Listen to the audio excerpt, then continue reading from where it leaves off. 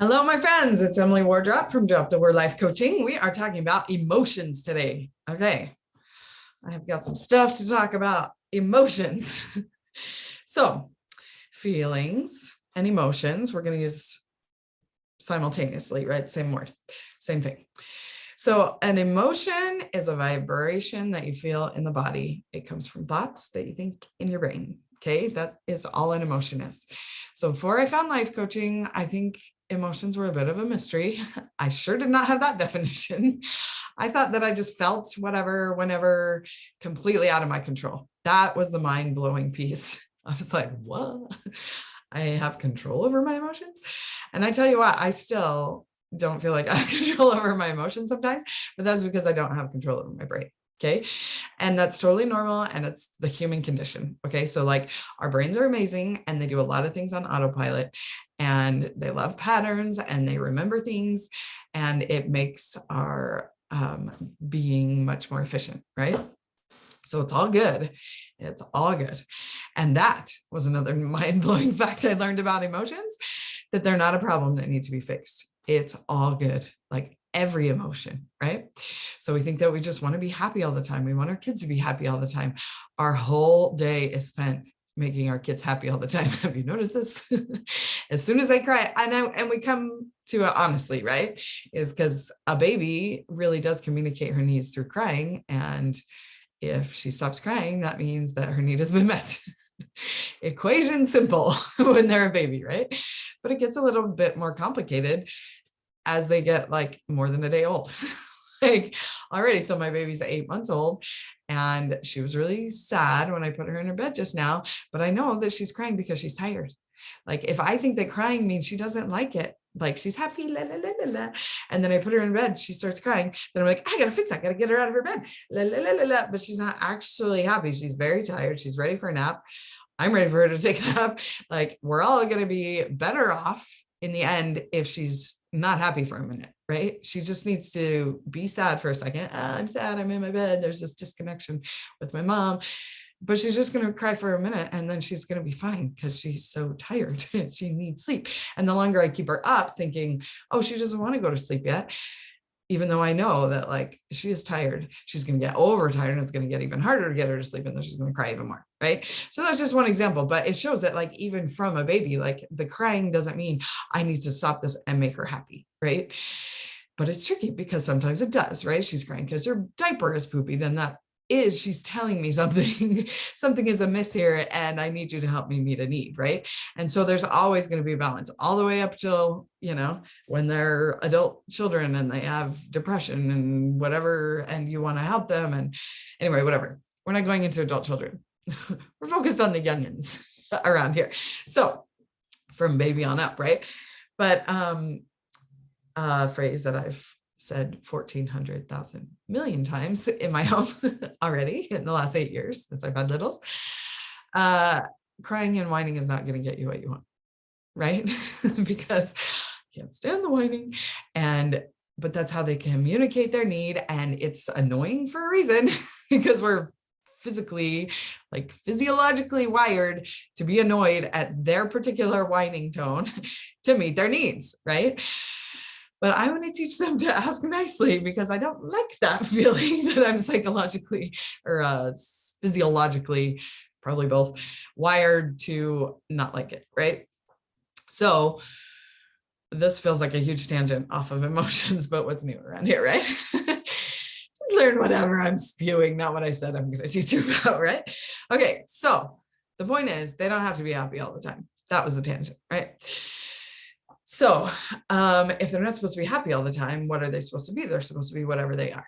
Okay. We're supposed to be whatever we are. Like, let's just start where we are. If you feel irritated like 90% of the day hanging out with your kids, beating yourself up about that is not going to help you feel better. It's going to add another layer, probably of shame on top of that, oh, these kids grow up so fast. I should be enjoying this. Every old lady at the grocery store tells me that, and I'm not enjoying this. So there's something wrong with me. And we start adding, piling.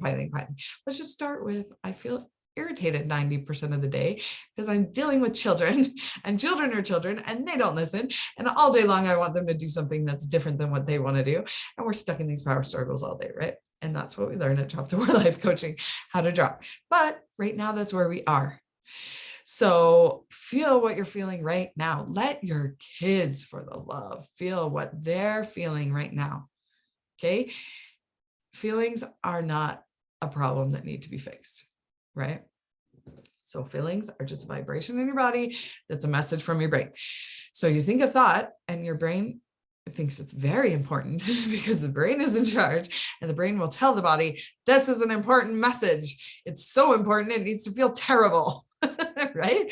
So your brain is trying to keep you safe, trying to keep you alive, trying to help you feel good. But sometimes the message it sends doesn't feel good because it's in warning mode, right?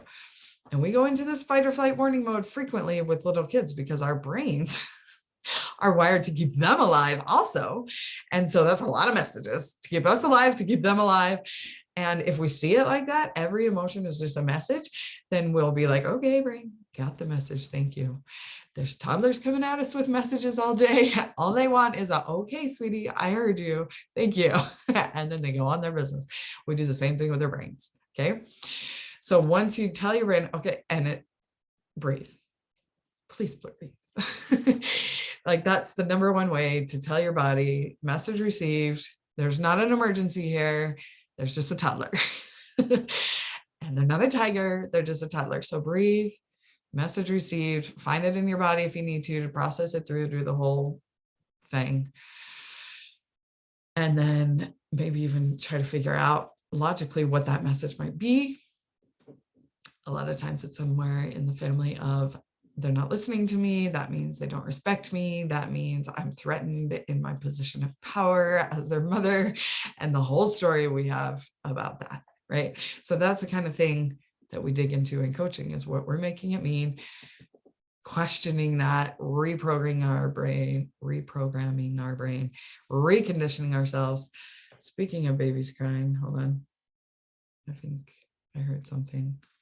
Luckily, I have a video that shows, nope, I did not hear anything. Okay. So get the message and then it'll go away. Literally, if you feel an emotion, it only is there for a few seconds. If you resist against the emotion, start piling on more thoughts, more feelings, that's when it gets out of control. So this is what I can help you do, my friend. Emotions. So good. What else? Goodness, that's the gist, I guess. There's so much else, but I guess that's it for today. So if you need help feeling your feels, because in the heat of the moment, you've got a lot of feels, they've got a lot of feels, and we think that we're going to help them stop feeling it so that we can feel better. That doesn't even make sense because they're children. They literally don't even have the prefrontal cortex that, like, oh, like my daughter did my nails today. Oh, aren't they pretty? Yeah, your lower brain, that's like all that's running on them. And so we need to develop our own adult brains to manage our own brains instead of thinking that they're going to be able to, because that's really what we're expecting. When we expect them to behave all the time, we expect them to manage their own emotions and figure out their actions. It's like, we can't even do that. So let me help you do that for yourself. And then you'll be modeling that for your kids. And then they'll know what to do with their big emotions because you know what to do with your big emotions. Versus what we tend to do is try to get them to deal with their emotions so that we don't even have to. That doesn't make any sense. Okay. So let's start with you, my friend. DropTheWarLifeCoach.com, sign up for a free chat with me and we will get it figured out, because this is the secret sauce. It's so good. Okay, more next time. Bye.